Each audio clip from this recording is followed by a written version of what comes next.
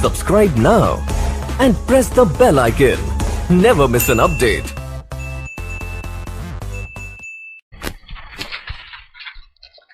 जी, आज के लेक्चर का आगाज करते हैं। आज के लेक्चर में हमने एक चैप्टर 13 की केस स्टडीज करनी है, फिर उसके बाद आपको ई मार्किंग के हवाले से कुछ चीजें आपके साथ शेयर करनी है। हमारी जो असेसमेंट टेस्ट 2 की डिस्कशन पेंडिंग थी, वो हमने डिसाइड किया कि जब मॉक होगा आपका तो मॉक के साथ करेंगे। ठीक है, सोल्यूशन आपको प्रोवाइड कर दिया जाएगा।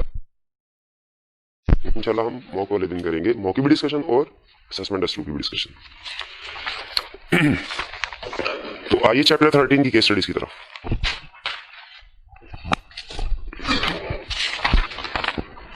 Question 5. A agreed to erect a plant for B by 31st January 1991. The contract provided that B should pay rupees 500 per month for every month that A took beyond the agreed date. Agreement ये हुआ कि A जितने महीने delay करेगा हर महीने के बदले 500 per month वो पेनल्टी डैमेज पे करेगा। ये तो वो होगी पेनल्टी जो एग्रीड की है पार्टीज ने। A was late by 6 month. A 6 महीने लेट हो गया। B sued A for rupees 6,500 the actual loss caused to him as a result of the delay. To what damages, if any, is B entitled?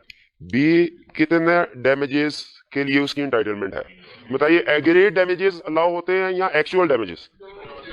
जो lower होगा, बिल्कुल। तो जो agreed है वो है 500 मल्टीप्लाइड बाय 6, 3000, और जो एक्चुअल है 6,500। तो कौन से damages अलाउ किए जाएंगे? 3000, करेक्ट। 5 में कोई issue? 6. A cow was sold with a warranty that it was free from disease. उन्होंने गाय बेची और कहा कि किसी को बीमारी नहीं है।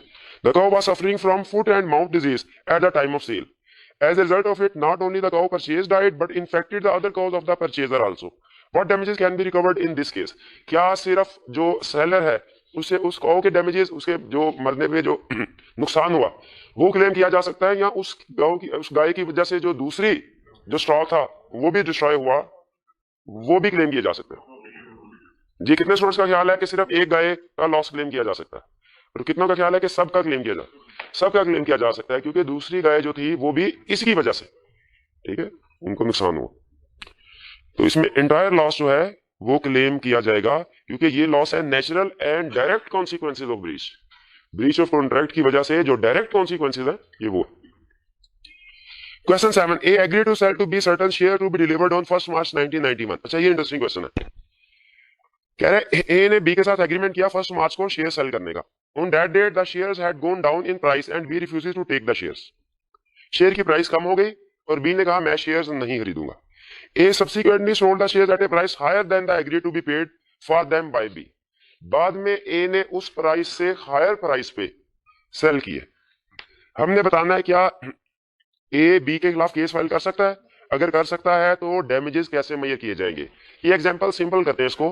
फर्स्ट कीजिए, ए और बी के दरमियान एग्रीमेंट हुआ कि एक शेयर जो है वो 20 तारीख को डिलीवर करेगा, वो शेयर 10 रुपए पर शेयर के हिसाब से।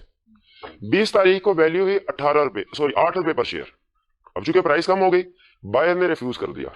अब बताइए, क्या सेलर जिसके साथ एग्रीमेंट हुआ था केस फाइल कर सकता है बायर के खिलाफ? बिल्कुल कर सकता है। कितने का केस फाइल करेगा? 2 रुपए पर शेयर के लिहाज से, क्योंकि जो मार्केट प्राइस का और कॉन्ट्रैक्ट प्राइस का डिफरेंस है। बाद में 30 तारीख को जो सेलर था उसके पास वही शेयर थे, शेयर प्राइस बाद में बढ़ गई और 30 तारीख को उसने 12 रुपए के हिसाब से सेल कर दिए। अब क्या बी ये कह सकता है ए को कि आपको नुकसान तो हुआ नहीं? नुकसान हो गया 20 तारीख को, बाद में तो दूसरे फैक्टर की वजह से शेयर प्राइस बढ़ी। तो यहाँ पे ए बी के खिलाफ केस फाइल कर सकता है, ब्रीच ऑफ कॉन्ट्रैक्ट है, ठीक है। बाद में जो शेयर हाई प्राइस पे सेल हुए, ठीक है, वो सब्सिक्वेंट इवेंट की वजह से हुए। जो कॉन्ट्रैक्ट की डेट थी तब तो ब्रीच ऑफ कॉन्ट्रैक्ट हो गया और उस पे नुकसान भी 2 रुपीज पर शेयर के हिसाब से हो गया उसको। तो यहाँ पे वो केस फाइल भी कर सकता है और डैमेजेस भी क्लेम कर सकता है, जो कि होंगे difference of market price and contract price at date of contract, जो कि इस क्वेश्चन में क्या है? 1 March. Question 8. A gives B a bond for the repayment of rupees 1,000 with interest at the rate of 12% at the end of 6 months, with the stipulation that in case of default, interest shall be payable at the rate of 75% from the date of default. A makes a default. Can be claim compensation as per the stipulation? नहीं, reasonable नहीं है। बताइए अब court क्या allow करेगा कि 75% के हिसाब से पेनल्टी पे की जाए या 0% कुछ भी ना पे की जाए, या रीजनेबल? बिल्कुल, जो कोर्ट को लगेगा कि रीजनेबल है कोर्ट वो अलाउ करेगा। 75% रीजनेबल नहीं है। क्वेश्चन 12, ये क्वेश्चन केस स्टडीज अहम है। अच्छा, आपको रिमाइंड करवा दूं कि जो हमारा इस चैप्टर में रूल है कंपनसेशन का, डैमेजेस का, वो ये है कि डैमेजेस जो होंगे,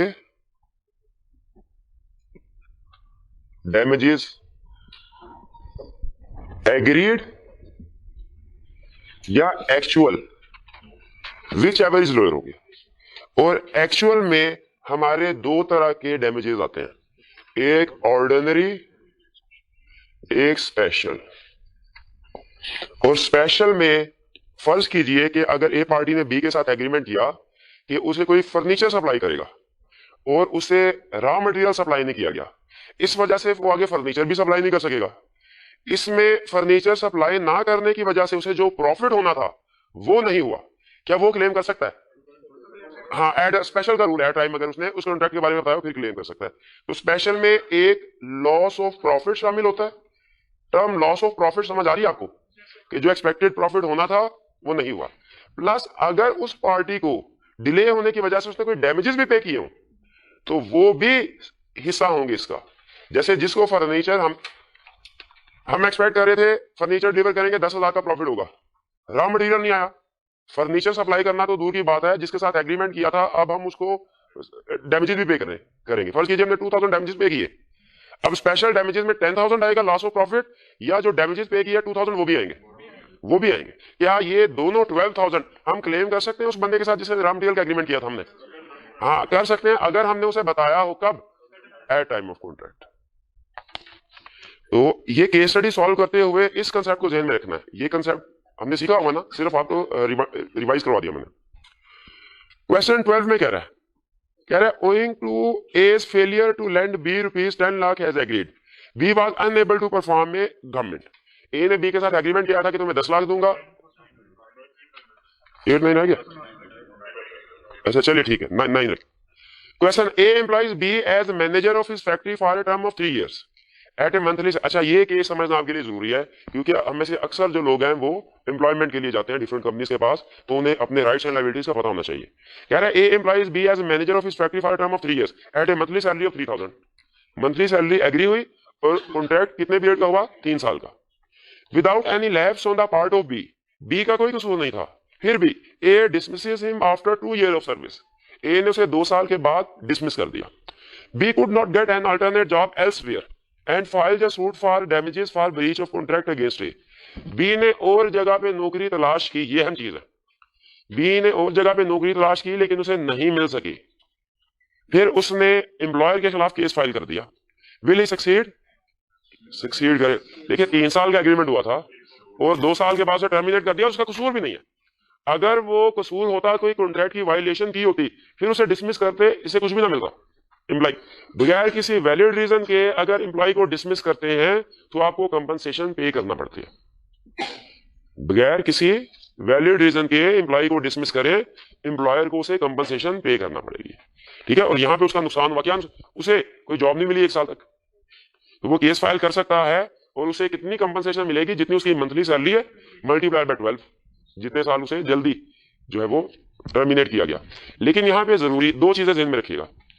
एक चीज तो ये कि क्या जिस एम्प्लॉय को टर्मिनेट किया गया उसका कसूर था कि नहीं था।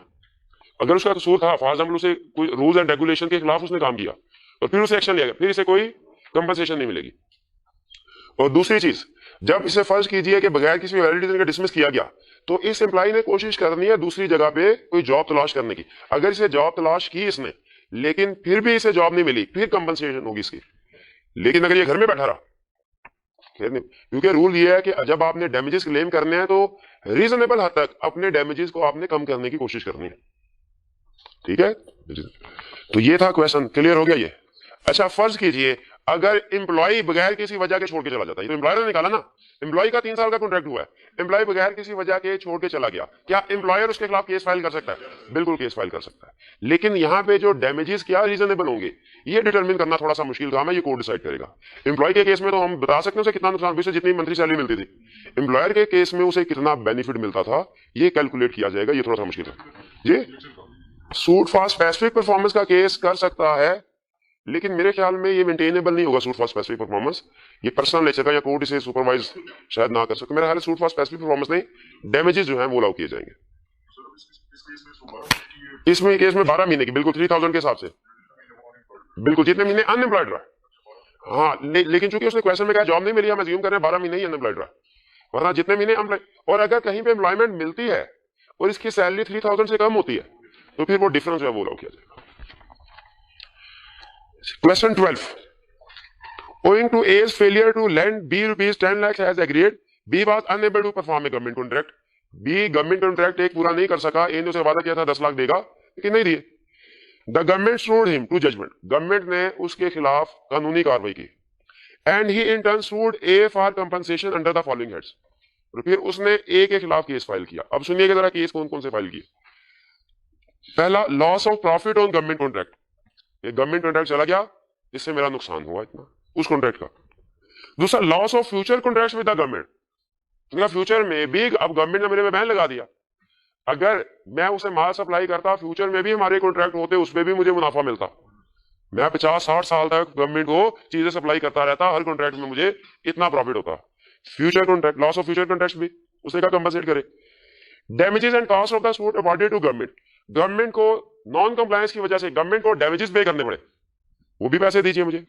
इस cost of defending the suit, अच्छा गवर्नमेंट को डैमेजेस पे करने पड़े, सो करने पड़े, केस लड़ने के लिए वकील को फीस भी तो देना पड़ी, वो भी पैसे लेके दीजिए। फिर mental distress and consequential ill health, मुझे इतनी ज़हनी टेंशन हुई मैं बीमार हो गया तो डॉक्टर के खर्चे भी मुझे लेके दीजिए। And loss of reputation in his business as a contractor, और बिजनेस में मेरी रेपुटेशन भी इफेक्ट हुई, इसको भी कंपनसेट कीजिए। What will A have to pay, एक केस तो ऐसा है जिसमें ए कुछ भी पे नहीं करेगा जी, नहीं, एक से कुछ भी पे नहीं करेगा, मतलब पांचों की पांचों चीजें पे नहीं करेगा। मैं ये कहना चाह रहा हूं वो कौन सी सिचुएशन है कि जिसमें ए इन सारे क्लेम्स में से एक चीज भी पे नहीं करेगा। हाँ, अगर एट टाइम ऑफ कॉन्ट्रैक्ट उसे इन्फॉर्म नहीं किया गया, क्योंकि ये सारे के सारे स्पेशल केस के दूसरे कॉन्ट्रैक्ट में आगे स्पेशल, तो ये सारे स्पेशल, अगर इन्फॉर्म किया गया था तो फिर अब आगे ज्यूम करते हैं इन्फॉर्म किया गया था, आगे चलते हैं। अब इन्फॉर्म किया गया था इसमें भी, अब इसका ये मतलब न तो नहीं है कि वो हाइपोथेटिकल किस्म की अमाउंट क्लेम कर दे। जैसे मुझे ये बताइए, क्या लॉस ऑफ प्रॉफिट ये एक रीजनेबली एक्सपेक्टेड कैलकुलेटेड अमाउंट होती है? ये क्लेम कर सकता है contract, agreed. Current contract loss हुआ, ठीक है। फ्यूचर कॉन्ट्रैक्ट लॉस हुए, क्या इनकी क्वांटिफिकेशन मेजरमेंट की जा सकती है? कोई रीजनेबल नहीं कर सकता। फ्यूचर में पता नहीं गवर्नमेंट जैसे कॉन्ट्रैक्ट देने थे नहीं देने थे, उन पे प्रॉफिट होता ना होता, ये तो अनसर्टन अमाउंट है ना, अनसर्टन चीज है, इसको तो सर्टेनिटी के साथ हम कंफर्म नहीं कर सकते, तो ये क्लेम नहीं होगा लॉस ऑफ फ्यूचर कॉन्ट्रैक्ट। फिर damages and cost of the suit awarded to the government को जो डैमेजेस पे किए ये क्लेम होंगे। His cost of defending the suit, ये भी क्लेम। और मेंटल डिस्ट्रेस हुई जो, नहीं ये भी रिमोट सी बात है, ये पता नहीं उसे टेंशन इस वजह से हुई या किसी और वजह से हुई, ठीक है। और फिर उसमें कितना बीमार हुआ, कितने खर्चे हुए, ये सारी रिमोट चीजें। रिमोट का मतलब ऐसी चीजें जिनको प्रूव करना या जिनके होने का चांस बहुत कम होता है, ना होने के बराबर। Loss of reputation in business as a contractor, ये भी क्वांटिफाइबल नहीं है ना, तो ये क्वांटिफाइबल नहीं है ना कि कितनी रेपुटेशन इफेक्ट हुई इसकी वजह से। क्या आप कैलकुलेट कर सकते हैं? बिजनेस की गुडविल कैलकुलेट कर सकते हैं, आप अकाउंटिंग में सीखा होगा आपने, लेकिन इस इवेंट की वजह से कितनी गुडविल इफेक्ट हुई, ये प्रैक्टिकली जरा सोचे, क्या कैलकुलेट हो सकती है? नहीं। तो नहीं, एग्जाम्पलरी हमारी एग्जाम्पल सिर्फ दो थी, dishonour of contract cheque by banker और violation of agreement promise to marry, ये उन दोनों में से कोई सिचुएशन नहीं है। इसमें स्पेशल डैमेजेस है, स्पेशल डैमेजेस में भी वो डैमेजेस अलाउ किए जाएंगे जो रीजनेबल है, जो रीजनेबल नहीं है वो अलाउ नहीं किए जाएंगे। तो इस क्वेश्चन 12 में रीजनेबल है 1, 3rd और 4th, और इसके अलावा बाकी जितने भी हैं वो रीजनेबल रिमोट है, उनके होने का चांस बहुत ही कम होता है, कोर्ट उन्हें रीजनेबल कंसीडर नहीं करते। Question 13, S agreed to act as sales manager for company X for a period of 3 years at a monthly salary of ₹10,000, S worked for 6 months and then left and joined another company at a higher salary, what are the rights of company X? क्या company X legal case file कर सकती है इसके खिलाफ? बिल्कुल, damages भी claim कर सकती है, लेकिन यहाँ पे क्वांटिफिकेशन हम नहीं करेंगे, हम सिर्फ कंक्लूजन बता देंगे। डैमेजेस क्लेम किए जा, कितने डैमेजेस कोर्ट डिसाइड करेगा। Question 14, A contracts to pay a sum of money to B on a specified day. A does not pay the amount on that day. B in consequence of not receiving the money on that day is unable to pay his debts and is totally ruined. B claims heavy damages. Advise A. जी हाँ, नहीं reasonable भी नहीं, वो जो direct consequence होगा। अब ये चूंकि इनडायरेक्टली उस एग्रीमेंट की वजह से नहीं, उस एग्रीमेंट की बेस पे आगे जो एग्रीमेंट किए हुए थे उस वजह से नुकसान हुआ है, तो ये स्पेशल डैमेज वाला केस है। ये सिर्फ उसी सूरत में हैवी डैमेजेस अलाउ किए जाएंगे अगर ए को बताया हो कि भाई अगर आपने मुझे ये पैसे ना दिए तो मेरा ये नुकसान हो सकता है। क्वेश्चन 15, अच्छा क्वेश्चन 15 और 16 ये दोनों क्वेश्चन सबसे अच्छे क्वेश्चन है इस पूरे चैप्टर में। केस स्टडीज तसल्ली से रीड करेंगे हम। कहता है A agree to supply machinery to B at a specified date, एक स्पेसिफाइड डेट पे एग्री हुआ मशीनरी सप्लाई की जाएगी। B informed A that if the delivery is delayed he would not be able to execute a contract with C। Inform कर दिया, ठीक है, ये बी इन्फॉर्म, इसको अंडरलाइन कर ले, हमें पता चल जाए एट टाइम ऑफ कॉन्ट्रैक्ट उसने इन्फॉर्म कर दिया था कि मैं सी को आगे फर्दर सप्लाई करनी है। It was agreed that A would pay ₹500,000 per month as compensation in case of delay beyond the agreed date. ये एग्रीड डैमेजेस है, एग्रीड की है। Machinery was supplied 5 months after the agreed date, due to which B lost the contract with C, which could have earned him a profit of ₹2 million। Actual loss कितने का हुआ? 2 million। ठीक है, अब ये ऑर्डिनरी का तो उसने जिक्र नहीं किया, ये स्पेशल है। क्या इस केस में स्पेशल अलाउ होगा? बिल्कुल होगा, क्योंकि उसने इन्फॉर्म किया होगा। 2 million का मतलब है अलाउ होगा। As a result of the delay, B was also compelled to pay ₹1.5 million to another party, Sunny Enterprises, as compensation for breach of contract। 1.5 million एक और सनी एंटरप्राइजेस को भी पे करना पड़ा। अब बताइए क्या ये 1.5 मिलियन भी स्पेशल डैमेजेस में आएगा? क्यों नहीं आएगा? क्योंकि इसे at time of contract communicate नहीं किया गया था। B claim damages of ₹3.5 million from A being the actual loss suffered by him. अब बताइए कितना क्लेम किया जाएगा? 2 मिलियन है, अब एक्चुअल कितना हो गया? 2 मिलियन, और एग्रीड कितना था? 2.5। ये कैलकुलेशन कैसे हुई है, क्लियर है ना? तो कितना कोड अलाउ करेगी? Lower 2 million. तो इस सिचुएशन में 2 मिलियन अलाउ किया जाएगा। क्लियर ये question? Last question 16। Slim entered into a contract for the purchase of 5 vehicles from Phony Private Limited (PL), which were to be delivered in the month of February. Salim also entered into another contract for onward sale of these vehicles to Jabbar Limited (JL). However, PL refused to deliver the vehicles as contracted. Salim had to buy the vehicles from another supplier at an extra cost of ₹2 million for supplying these to JL. Salim also had to pay compensation of ₹0.6 million due to delay in supply. Under the previous could analyze the above situation, comment whether Salim is entitled to receive any compensation from PL. Compensation receive कर सकता है। बताइए क्या eight time of contract उसने communicate किया था? नहीं। तो जो डैमेजेस पे किए 0.6 मिलियन स्पेशल डैमेजेस, क्या ये क्लेम किए? नहीं। 2 मिलियन, क्या 2 मिलियन ऑर्डिनरी डैमेजेस है? बिल्कुल, क्योंकि ये प्राइस का डिफरेंस है उस दिन जिसे डिफॉल्ट हुआ था। उसने चीजें डिलीवर नहीं की, उसे फिर मार्केट थर्ड पार्टी से चीजें खरीदना पड़ी, और थर्ड पार्टी से चीजें खरीदने में 2 मिलियन उसके एक्स्ट्रा लगे। ये ऑर्डिनरी डैमेजेस है। ठीक है, जो कॉन्ट्रैक्ट सेल और परचेज के होते हैं उनमें अगर ड्यू डेट पे चीजें हम डिलीवर ना करें तो ऑर्डिनरी डैमेजेस क्या होता है? कॉन्ट्रैक्ट प्राइस और मार्केट प्राइस का डिफरेंस, जो कि यहाँ पे 2 मिलियन है। तो 2 मिलियन होगा डिफरेंस, और इसमें एग्रीड तो कोई नहीं है डैमेजेस। हाँ, तो 2 मिलियन क्लेम करेंगे, 0.6 मिलियन क्लेम नहीं करेंगे। इस वक्त क्लेम कर सकते थे 0.6 मिलियन अगर इन्फॉर्म किया होता। शाबाश। ये है हमारे चैप्टर 13 की केस स्टडी। क्लियर? कोई इशू तो नहीं? चलिए, इसके साथ ही हमारा सिलेबस कंक्लूड हो गया। कंसेप्चुअली तो कल ही कंक्लूड हो गया था, लेकिन कुछ केस स्टडीज रहती थी। जी जी, चैप्टर 20 LO9। हाँ जी, चैप्टर 20 LO9 अपने सामने रखिए, दिखाइए।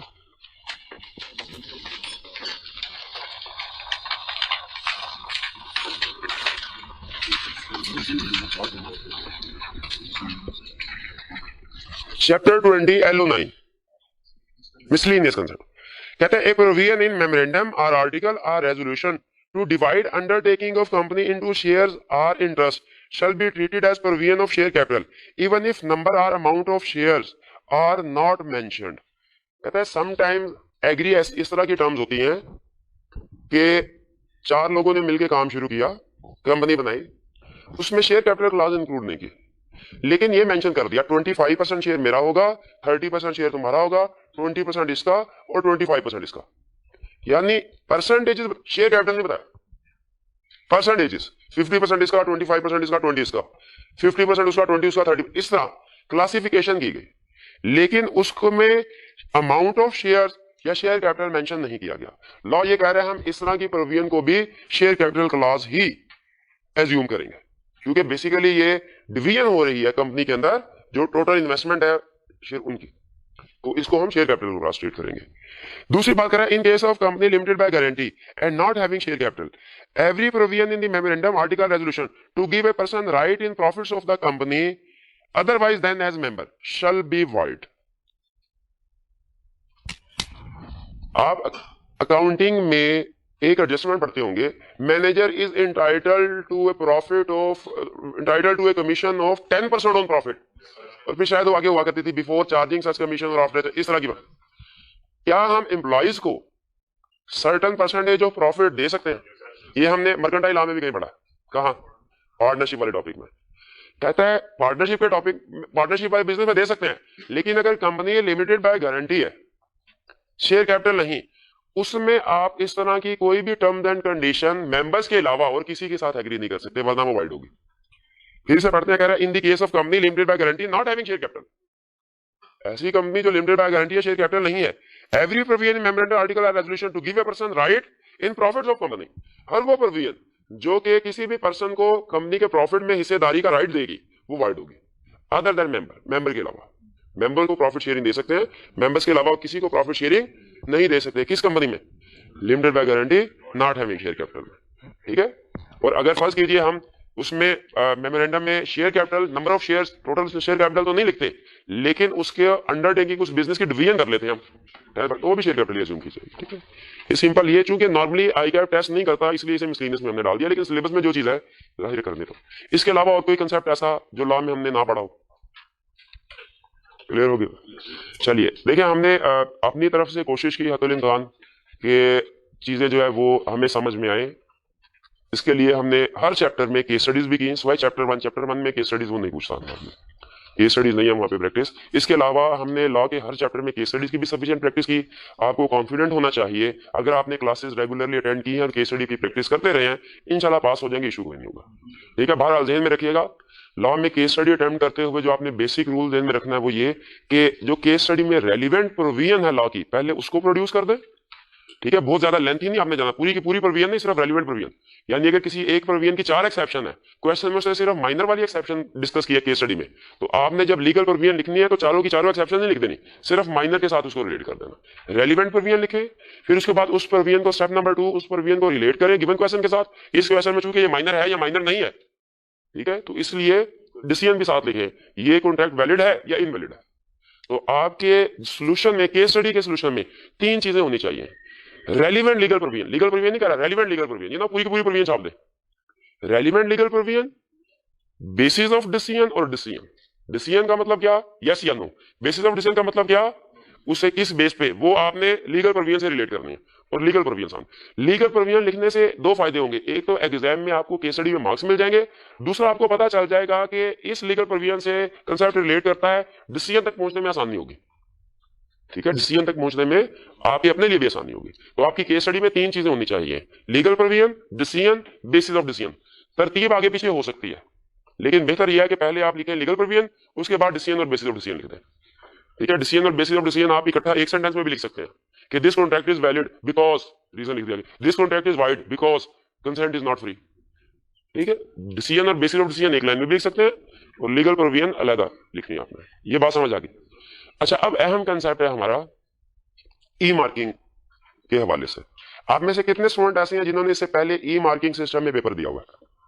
2-3 स्टूडेंट सिर्फ। चलिए मैं शेयर कर लेता हूं आपके साथ ई मार्किंग सिस्टम है क्या। ई मार्किंग सिस्टम में याद रखिए आपके पॉइंट ऑफ व्यू से कोई ज्यादा फर्क नहीं है, सिर्फ एक जो हमारी इंफॉर्मेशन हम देते हैं को अपने नाम, सब्जेक्ट और सीआरएन नंबर वगैरह, उस हवाले से फर्क है।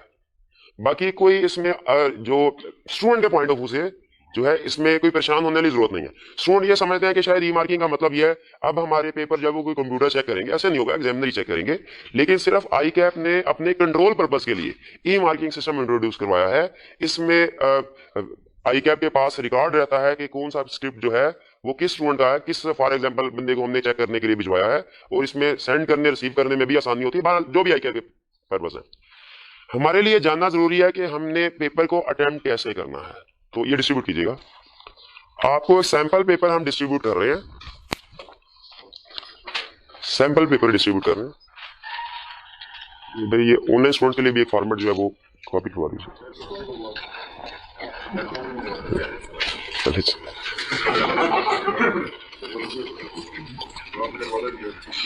मैंने क्या वादा किया था? 6 समोसे का वादा किया था मैंने।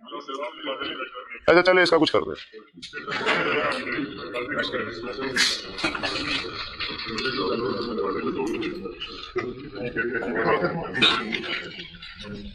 यार भाई 6 समोसे की पर्चियां बना दे भैया, इनको क्लास एंड डिस्ट्रीब्यूट कर दीजिएगा।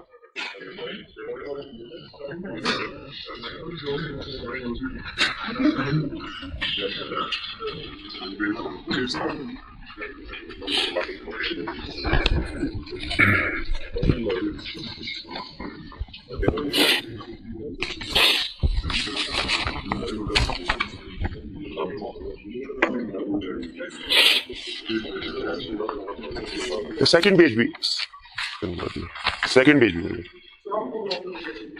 मैं दूर होगा मेरा, वो करवा दीजिए।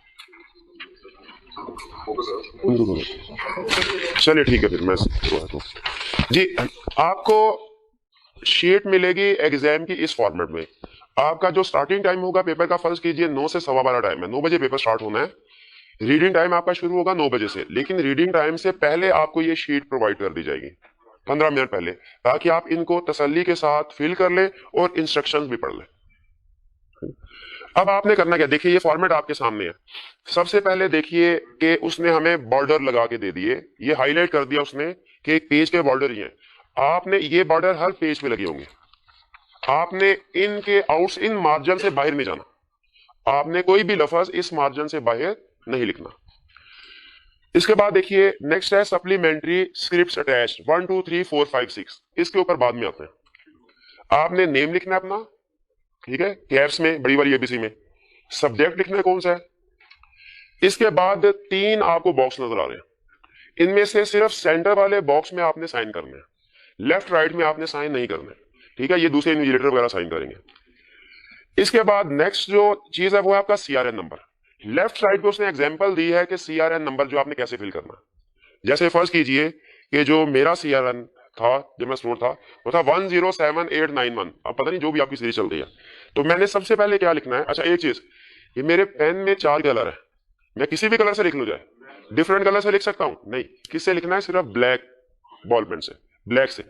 सबसे पहले मैं अपना सीआरएन नंबर लिखूंगा 1, ऊपर बॉक्स में 107891 बॉक्स में लिख दिया।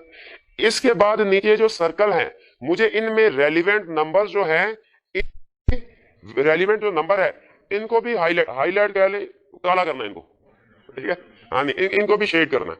तो सबसे पहले 1, तो मैं 1 को शेड कर दूंगा, ये शेडेड हो गया 1। फिर उसके बाद नेक्स्ट मेरा 0 है, 0 को शेड कर दूंगा।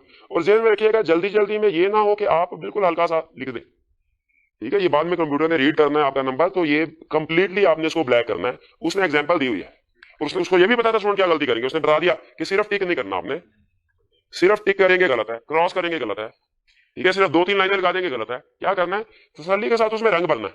छोटे होते रंग भरते थे ना, तसल्ली के साथ पूरा उसमें छुप जाए। एफएससी में इसी तरह करते थे, तो बस इसी तरह यहाँ पे भी इसी तरह करना। 2 घंटे नहीं लगते मेरे भाई, हाँ, ये 2 मिनट में कंप्लीट, 2 मिनट में पूरी शीट जो है वो कंप्लीट हो जाती है। इंस्ट्रक्शन भी तसल्ली से पढ़े, 6-7 मिनट लगेंगे सिर्फ, है क्या 15 मिनट दे रहा आपको। ये कर लिया आपने। इसके बाद इंस्ट्रक्शंस को रीड करना। अच्छा, इंस्ट्रक्शन में बाकी तो सारी इंस्ट्रक्शन फॉलो करें, एक इंस्ट्रक्शन मैं चाह रहा हूं आप थोड़ा सा डेविएट करें उसको, वो है इंस्ट्रक्शन सेकंड लास्ट में कह रहा है avoid writing on the question paper और any paper other than the answer script. ठीक है, ठीक है, किसी और चीज पे तो ना लिखे, लेकिन क्वेश्चन पेपर पे आपको अहम जो वर्ड्स आते हैं उनको अंडरलाइन करना चाहिए। प्लस अगर आपको कोई 1-2 लफ्ज अहम लगे यहाँ पे, ठीक है, जैसे फर्ज कीजिए उसने क्वेश्चन में, देखिए रीडिंग टाइम का मकसद यही होता है आप क्वेश्चन पेपर को रीड करें और उसका आंसर प्लान कर लें। तो अगर आप आंसर जो आपके जहन में आ रहा है पहली दफा रीडिंग के बाद, आप उसको अगर कीवर्ड्स में कन्वर्ट नहीं करते तो आपकी रीडिंग टाइम जाया हो जाएगा। ठीक है, अब पता नहीं आई कि आप इस चीज को क्यों नहीं रिकॉग्नाइज कर रहा। बहरहाल आपने, लेकिन आपने ये नहीं करना कि पूरा पूरा सेंटेंस लिखना शुरू कर दे, वो फिर एग्जामिनर समझेगा शायद आपने नकल लगाने के लिए ये लिखा है और बाद में किसी दूसरे अपने साथी को दे देंगे वो।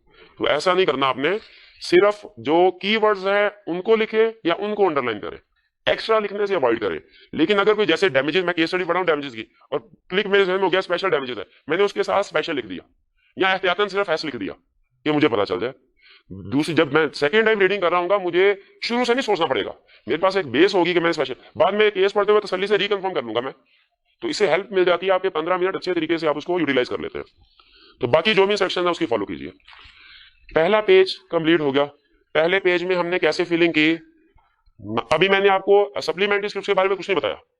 मैंने आपको बताया नेम लिखना है हमने, मैंने बताया सब्जेक्ट लिखना है, सिग्नेचर, सीआरएन नंबर, 4 चीजें। पहले पेज पे सबसे अहम 4 चीजें कौन सी फिल करनी है हमने, नेम, सब्जेक्ट, सीआरएन नंबर और सिग्नेचर। और सीआरएन नंबर दोनों याद रखे। कुछ स्टूडेंट, हमारा जो इंटरनल टेस्टिंग हुई है, हमारे टीए हैं नजाकत, इन्होंने जो है वो ऑब्जर्व किया कुछ वीकनेसेस स्टूडेंट की और वो आइडेंटिफाई की है। तो ये बता रहे हैं कि स्टूडेंट या तो ऊपर नंबरिंग नहीं लिखते और नीचे वो उसको शेड कर देते हैं, या ऊपर नंबरिंग लिखेंगे सीआरएन नंबर और नीचे शेड नहीं करते। आपने दोनों काम करना है, नंबर भी लिखना है और शेड भी करना है। क्लियर होगी ये बात? आगे चलते हैं अब नेक्स्ट पेज पे आपको,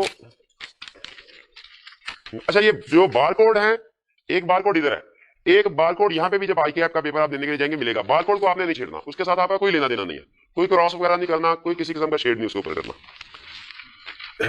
पेज आपके सामने है, सबसे ऊपर क्वेश्चन लिखा हुआ, इसके आगे ये क्वेश्चन के हैं 3 बॉक्स, क्वेश्चन के 3 बॉक्सेस हैं।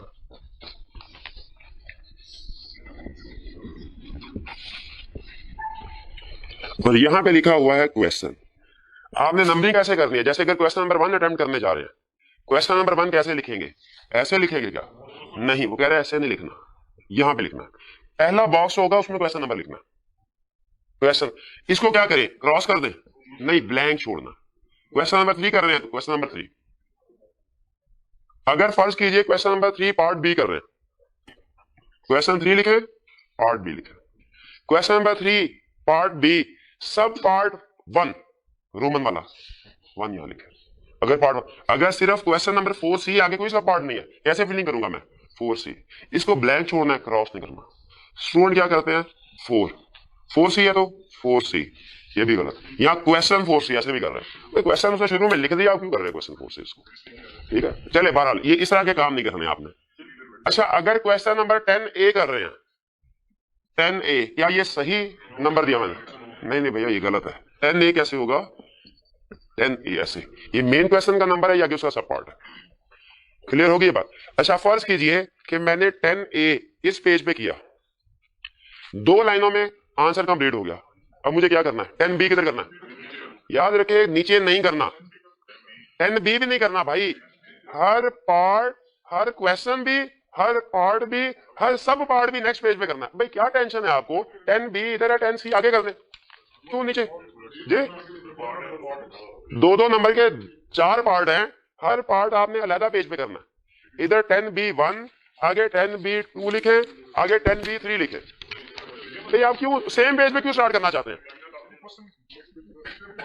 ओ अल्लाह के बंदे, मेरे भाई मैं क्या समझा रहा हूं आपको, आपने पार्ट और सब पार्ट भी, सिर्फ क्वेश्चन नहीं कह रहा, क्वेश्चन तो 10 के बाद 11, 3 के बाद 4, 4 के बाद 5 नेक्स्ट पेज पे करना ही है, 3A के बाद 3B भी नेक्स्ट पेज पे करना है, 3C उसके बाद अगले पेज पे करना है, सेम पेज पे नहीं करना। आई कैप का भला नहीं सोचना कि उसके सफे बचेंगे, हमने नहीं सोचना। आई कैप हमारा भला नहीं सोचता, हमने उसका भला रगड़ देना है।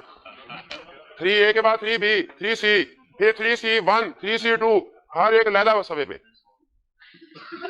अच्छा, ये तैयार करके बैठे हैं, ऐसे नहीं करना। चलो ठीक, यहां तक बात। अब आगे चले। फर्ज कीजिए क्वेश्चन नंबर 10 मैं कर रहा हूं और वो नेक्स्ट पेज पे चला गया। अब मुझे नेक्स्ट पेज के ऊपर दोबारा क्वेश्चन नंबर लिखना है कि नहीं? लिखना है। और क्या क्वेश्चन लिखेंगे? 10। ठीक है, 10 के आगे लिखने की जरूरत नहीं। यदि अगर हमारा क्वेश्चन 10 जो है वो 3 पेजेस पे जाएगा, तीनों पेजेस के टॉप पे लिखेंगे क्वेश्चन 10। ठीक है, और 10 के आगे ABC लिखने की जरूरत नहीं है, क्योंकि क्वेश्चन 10 कंप्लीट है। ये ना आप 10 का पेज 1, 10 का पेज 2, 10 का पेज, ये कोई इसको मेंशन करने की कोशिश नहीं, उसे पता है कि आपने सीक्वेंस में लिख रहे हैं, क्वेश्चन नंबर 10 नहीं चल रहा है। यहां तक बात समझ आ गई? अगर सेम पेज पे क्वेश्चन खत्म हो जाता है तो क्या करना है, नेक्स्ट पेज से नेक्स्ट पार्ट शुरू करना है।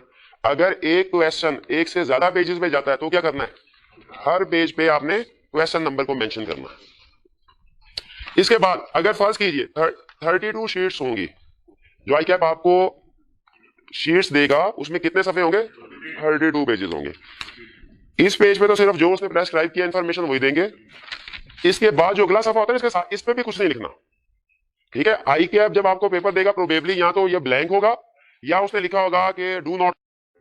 इस सफे पे भी कुछ नहीं लिखना, पहले दूसरे, यानी ये हमारा फ्रंट पेज हो गया, इसका अपोजिट पेज इस पे कुछ नहीं लिखना, और जो लास्ट पेज है इस पे भी कुछ नहीं लिखना।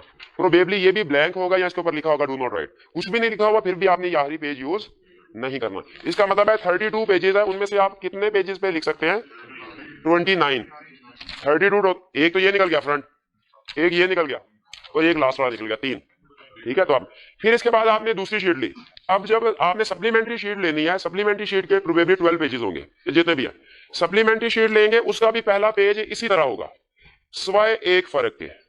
वो क्या फर्क होगा, नेम और सब्जेक्ट ये सप्लीमेंट्री शीट पे नहीं होगा, CRN होगा, सिग्नेचर भी होंगे। दोबारा फिल करना आपने, दोबारा फिल करना, क्लियर होगी ये बात। अच्छा, इसके बाद सप्लीमेंट यहां पे आपने टिक करना है 1 को, सप्लीमेंट्री शीट के ऊपर टिक करना 1 को, ठीक है। कि ये पहली मेरी सप्लीमेंट्री शीट है, वो शीट भी कंप्लीट हो गई।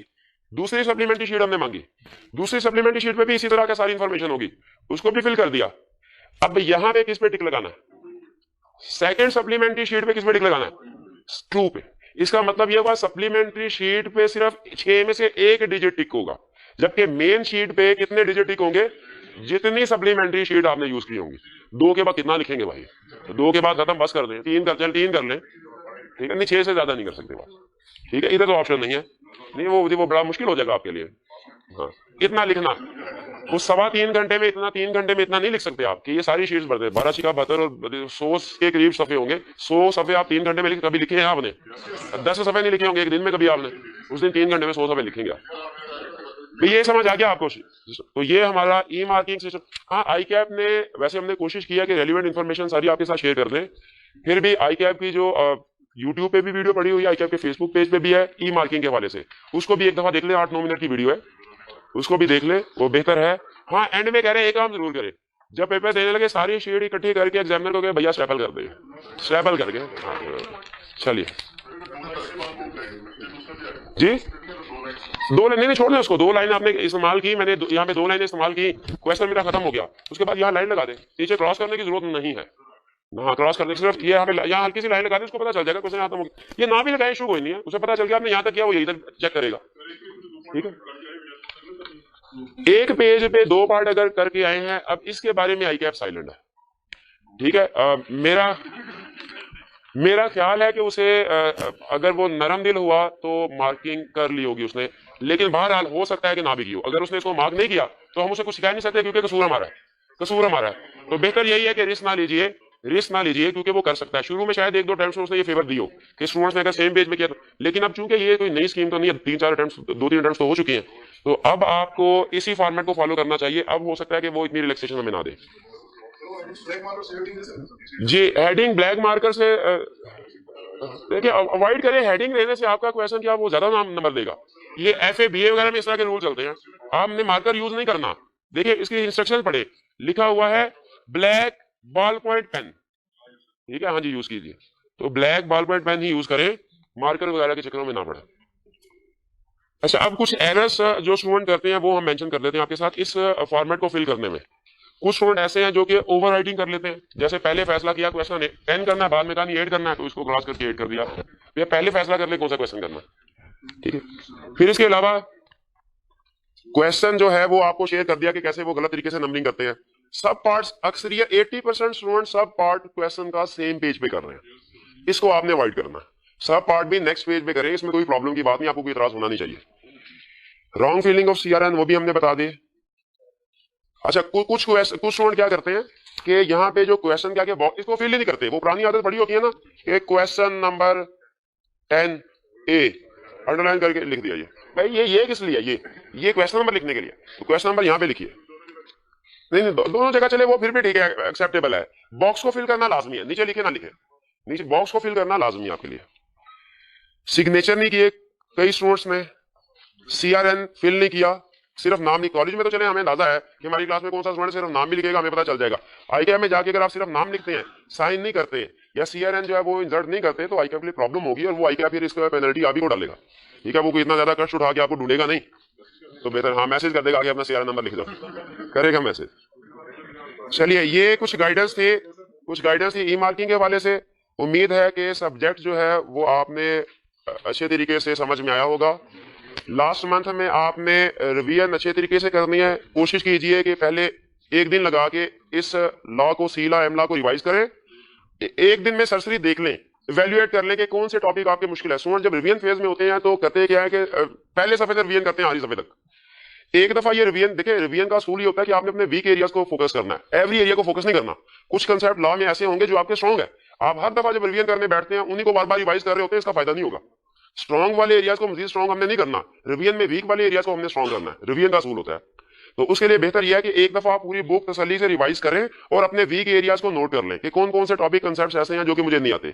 फिर आज के दिन रिवीजन कर ली, अब अगले 3-4 दिन आपने उन एरियाज के ऊपर फोकस करना है।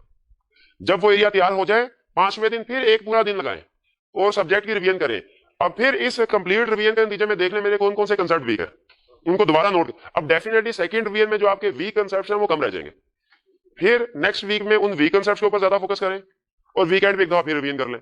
तो इस तरह 3-4 दफा आपकी रिवीजन भी हो जाएगी, वीक एरियाज भी आपके सामने आते जाएंगे और आप उनके ऊपर मेहनत करके ग्रिप भी अपनी स्ट्रॉन्ग करते जाएंगे।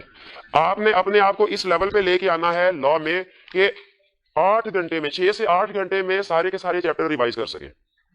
ठीक है अपने, क्योंकि अगर याद रखे आपने इस एक महीने में 10 दफा रिवीजन कर ली लेकिन आखिरी दिन पेपर में जाने से पहले रिवीजन नहीं की तो वो आपके लिए नुकसानदेह है। एग्जाम में बैठ के जो कंसेप्ट आपने पिछले 24 घंटों में रिवाइज नहीं किया ना, एग्जाम में बैठ के वो जल्दी ज़हन में आता नहीं है। तो इसलिए जरूरी है कि आपके पास आखिरी दिन 6 से 8 घंटे बचेंगे सिर्फ रिवीजन करने के लिए। तो अपने प्रिपरेशन को इस लेवल पे लेके आए कि आपकी कंप्लीट लॉ की रिवीजन 6 से 8 घंटे में हो जाए। क्लियर हो गई ये बात। इसमें केस स्टडीज को आप इस महीने में कुछ केस स्टडीज को रिटर्न फॉर्म में भी अटेम्प्ट करें, ICAP के सोल्यूशन के साथ कंपेयर करके भी देखें। सोल्यूशन कंपेयर करते हुए आपने ICAP का स्टाइल या वर्ड्स को नहीं देखना, आपने डिसीजन को देखना है और ये देखना है कि क्या मैंने वो तीनों चीजें प्रेजेंट की हैं, लीगल प्रोविजन, डिसीजन और बेसिस ऑफ डिसीजन। क्लियर हो गए। मेहनत कीजिए, उम्मीद है कि आप इसी तरह मेहनत करते रहे तो इंशाल्लाह कामयाब हो जाएंगे। अगर इस मंथ के दौरान में, प्रिपरेशन के दौरान किसी किस्म का कोई प्रॉब्लम हो, आप कॉन्टैक्ट करना चाहते हो तो बुक के स्टार्ट पे नंबर मेरा दिया हुआ है, आप इस पे मैसेज कर सकते हैं। मुझे कॉल ना कीजिएगा, व्हाट्सएप या SMS के जरिए से आप कॉन्टैक्ट कर सकते हैं। मैं जब फ्री टाइम मेरे पास अवेलेबल होगा, क्योंकि मैं 24 घंटे फ्री थोड़ी हूँ, कोई ना कोई दूसरा काम भी कर रहा हूँ, तो मैं जैसे ही एज सून एज पॉसिबल आपको कॉल बैक कर लूंगा या आपसे कॉन्टैक्ट कर लूंगा। ठीक है जी, चलिए आज का लेक्चर, आखिरी लेक्चर था हमारा, यहाँ पे खत्म होता है। अल्लाह हाफिज।